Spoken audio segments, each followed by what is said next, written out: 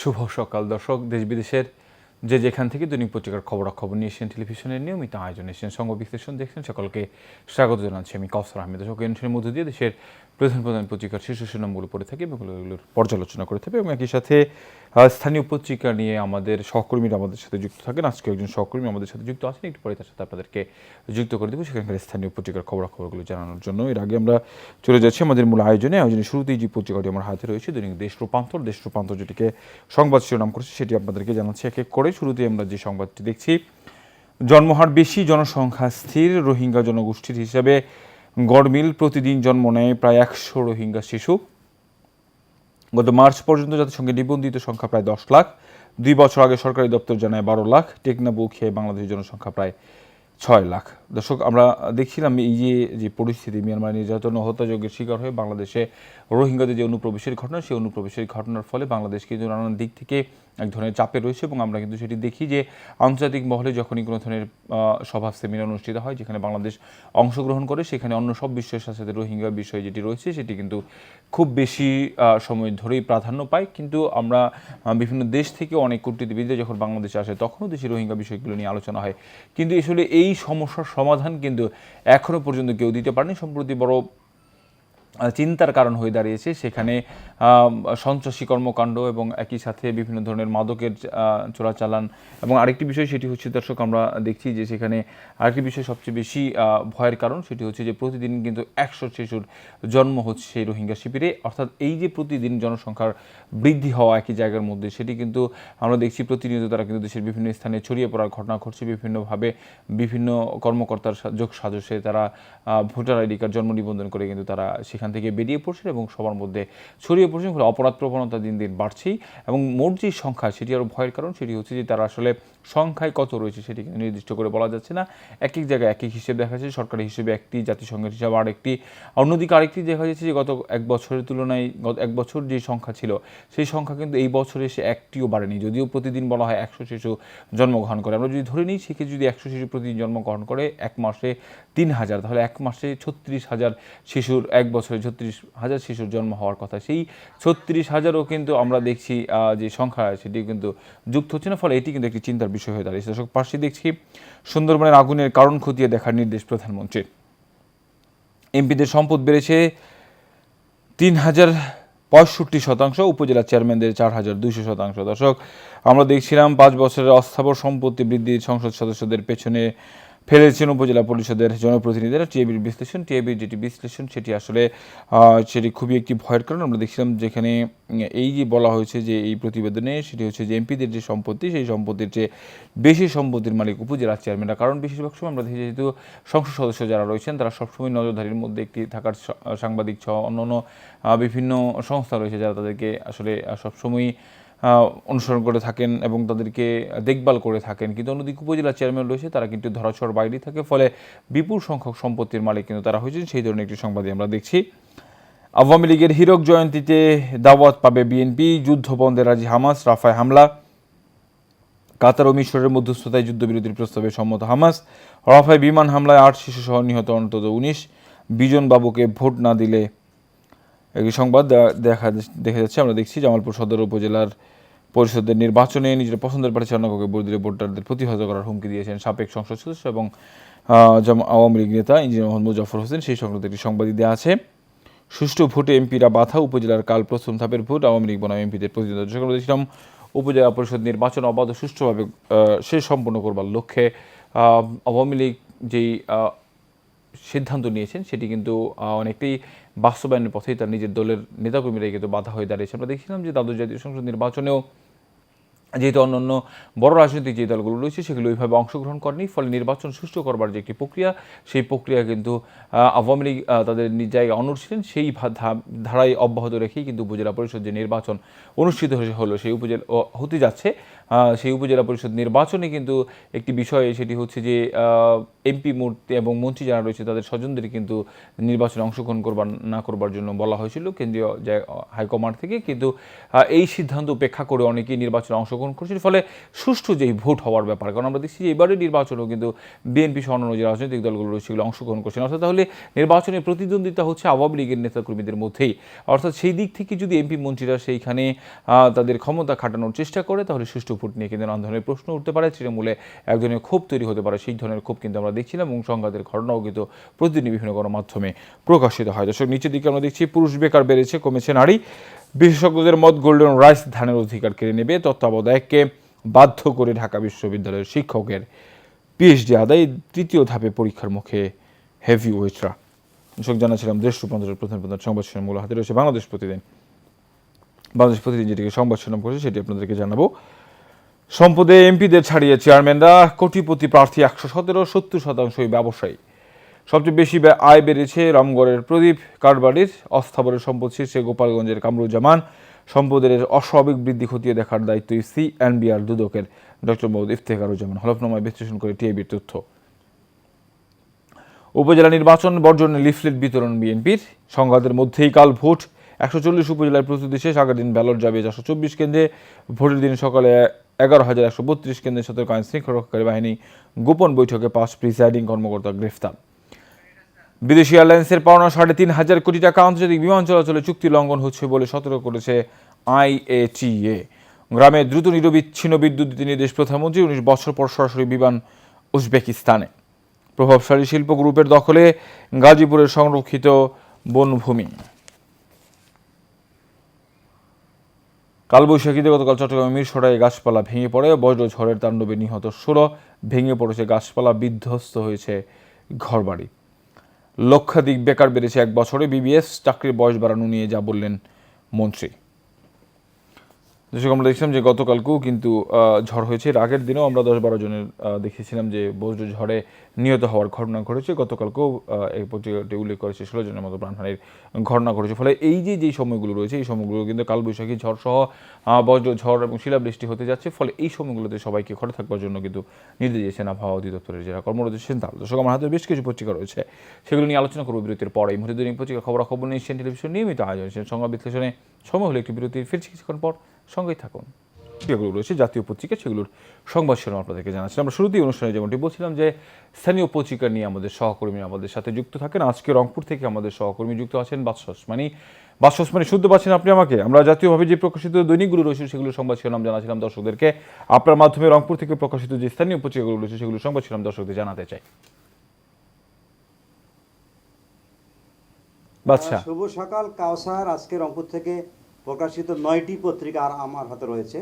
প্রথমে রয়েছে দাবানল, তারা যে নিশ্চিত করেছে উপজেলা নির্বাচনের উপলক্ষে মেট্রোপলিটন পুলিশের নিরাপত্তা ব্রিফিং। আওয়ামী লীগ প্রতিদ্বন্দ্বী, আওয়ামী লীগ ভোটে আগ্রহ কম ভোটারদের, এমনই নিউজ তারা করেছে। রয়েছে মায়াবাজার, তারা যে নিশ্চিত করেছে ঠাকুরগাঁও জেলা কমান্ড্যান্টের বিরুদ্ধে ভুয়া ভাউচারে নির্বাচনী টাকা আত্মসাতের অভিযোগ, এমনটি করেছেন দিনাজপুর, গাইবান্ধা শুরু করে অনেক আনসারপুরি জেলা কমান্ড্যান্ট লিস্টে এসেছে। রয়েছে জাগর রংপুর, তারা যে লিস্টটি করেছে মাদ্রাসার জমি একবার মাদ্রাসা দান করে আবারও সেই জমি অন্যখানে দান করেছেন সাবেক এক সিভিল সার্জন। এ নিয়ে মানববন্ধন করেছে পার্বতীপুরের মাদ্রাসা ইতিমখানার দান কেন্দ্রের সম্পত্তি নিয়ে। এটা নিয়েও কথা হয়েছে, তারা লোভে এমনটি করেছেন। রয়েছে সকালের বাণী, তারাও যে লিস্টটি করেছে ঘাটিতে মাটি নেই জাতীয় পার্টির, এমনটি ঘটনা যেহেতু রংপুরেই তাদের এই বিষয়ে তারা নিউজ করেছে। পীরগাছা কাউনিয়া ভোট কাল 3টি পদে 27 প্রার্থীর 21 জনই আওয়ামী লীগের, এমনটি তারা নিউজ করেছে। রয়েছে আমাদের প্রতিদিন, তারাও নিউজ করেছে লালমনিরহাট জেলা পরিষদের চেয়ারম্যানকে শপথ বাক্য পাঠ করালেন প্রধানমন্ত্রী, তারা নিউজটি গুরুত্ব সহকারে চেপেছে।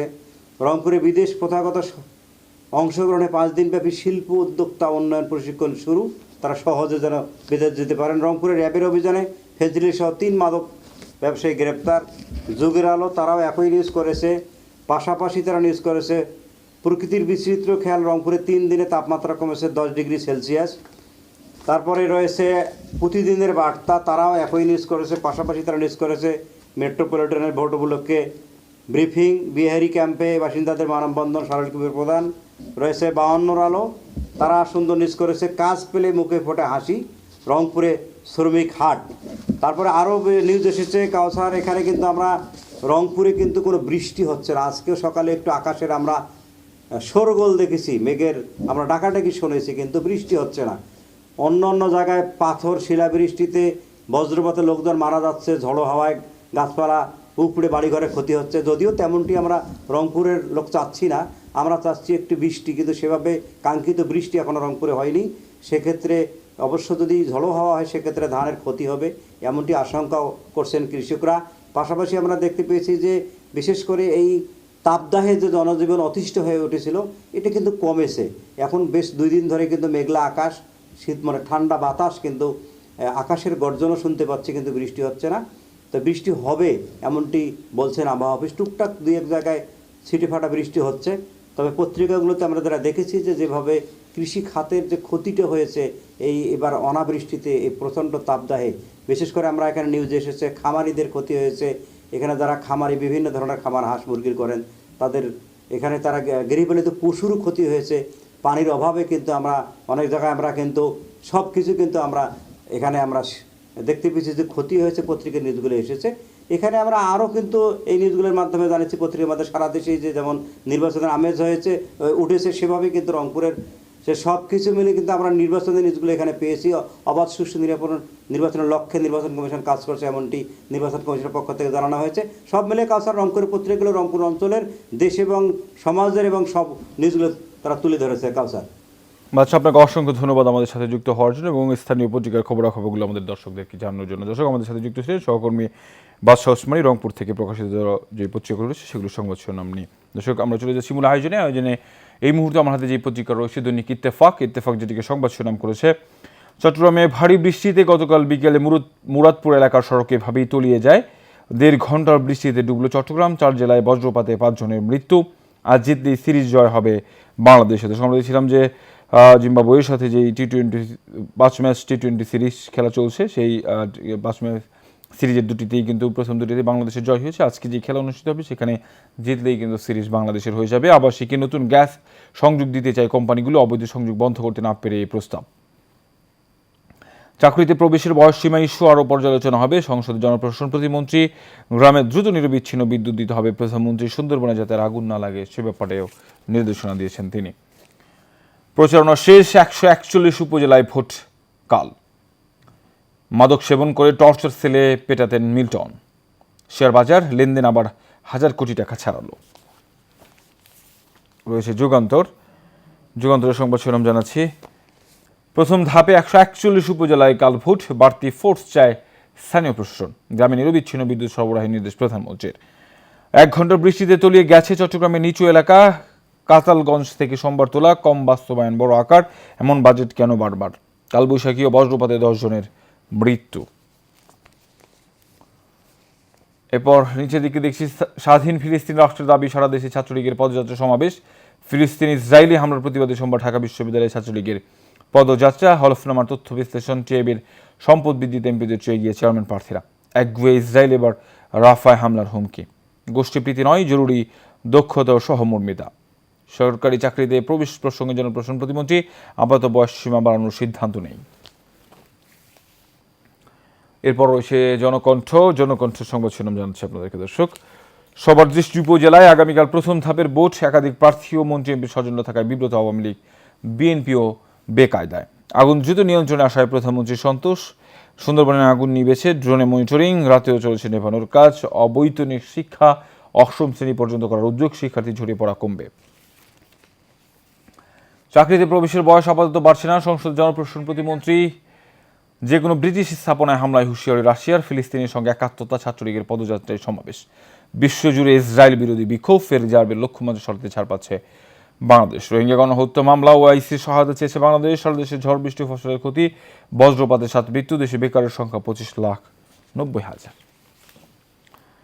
এরপর রয়েছে কালের কণ্ঠ যেটিকে সংবাদ শিরোনাম করেছে, একীভূত জ্বরে ভুগছে ব্যাংকে মার্জার একটি স্পর্শকাতর ইস্যু। কেন্দ্রীয় ব্যাংকের উচিত এগুলো সতর্কতার সঙ্গে হ্যান্ডেল করা, পুরোপুরি প্রস্তুতি নিয়ে এগুলো হাত দেওয়া উচিত ছিল ডক্টর সালেউদ্দিন আহমেদ, সাবেক গভর্নর বাংলাদেশ ব্যাংক। আমরা একটি বড় ছবি দেখছি। ফিলিস্তিন ইসরায়েল আগ্রাসন বন্ধ এবং স্বাধীন ফিলিস্তিন রাষ্ট্র প্রতিষ্ঠার দাবিতে গতকাল ঢাকা বিশ্ববিদ্যালয়ে মিছিল সমাবেশ করেছে বাংলাদেশ ছাত্রলীগ সংগঠনটাকে। সারা দেশে একই কর্মসূচি পালন করা হয়েছে। বদলে যাচ্ছে পাঠদান ব্যবস্থা, স্বাধীন ফিলিস্তিনের দাবিতে ছাত্রলীগের মিছিল সমাবেশ। সম্পদ অর্জনে এমপিদের চেয়ে গিয়ে চেয়ারম্যানরা প্রচারণার শেষ ধাপের ভোটকাল সম্পদ আইন সহজবুদ্ধ করতে বলেছে মন্ত্রিসভা। আজই সিরিজ জিততে চায় বাংলাদেশ। শালবনে আগুনের থাবা, হুমকিতে বন ও জৈব বৈচিত্র্য, ড্রোন দিয়ে বন পর্যবেক্ষণ করা হচ্ছে। সুন্দরবনে আগুন নিয়ন্ত্রণে এলেও পর্যবেক্ষণ চলবে। দর্শক, আমার হাতেরও বেশ কিছু পত্রিকা ছিল, কিন্তু সময় একেবারেই কম, আমরা সে কারণে আমাদের এখানে শেষ করতে হচ্ছে। তবে আজকে যে বিষয়গুলো আমরা দেখছিলাম, আজকে একটি উল্লেখযোগ্য বিষয় ছিল পত্রিকাগুলোর মধ্যে, সেটি হচ্ছে যে ইসরায়েলের যেই হামলা চলছে ফিলিস্তিনের মধ্যে, সেই হামলার প্রতিবাদে কিন্তু পুরো বিশ্বের মানুষ, বিশ্বের বিশেষ করে ছাত্র সমাজ জেগে উঠেছে এবং ফিলিস্তিনকে একটি স্বাধীন রাষ্ট্র হিসেবে ঘোষণা করবার লক্ষ্যে, সেই লক্ষ্যে বাংলাদেশের ছাত্রলীগ যা রয়েছে, বাংলাদেশের ছাত্রলীগের নেতাকর্মীরাও কিন্তু সেই একই দাবিতে ঢাকা বিশ্ববিদ্যালয় থেকে শুরু করে পুরো বাংলাদেশের সব জায়গায় এই কর্মসূচি পালন করেছে। আমরা সবাই আসলে এই মানবতার জায়গা থেকেই সবাই চিন্তা করবো যে আসলে যাতে ফিলিস্তিনিকে একেবারে স্বাধীন রাষ্ট্র ঘোষণা করা হয় এবং নির্বিচারে যেভাবে তাদেরকে হত্যা করা হয়েছে, সেই হত্যা বন্ধ করে তাদেরকে তাদের দেশে সুন্দরভাবে, সুন্দর পরিবেশে বসবাস করবার জন্য সুযোগ করে দেবে। এবং এই প্রত্যাশা রেখেই শেষ করছি দৈনিক পত্রিকার খবরাখবর নিয়েছেন টেলিভিশনের নিয়মিত আয়োজন নিয়েছেন সংবাদ বেশি অনুষ্ঠান। আগামীকালকে দেখা হবে একই জায়গায় একই অনুষ্ঠানে। ততক্ষণ পর্যন্ত ভালো থাকবেন, সুস্থ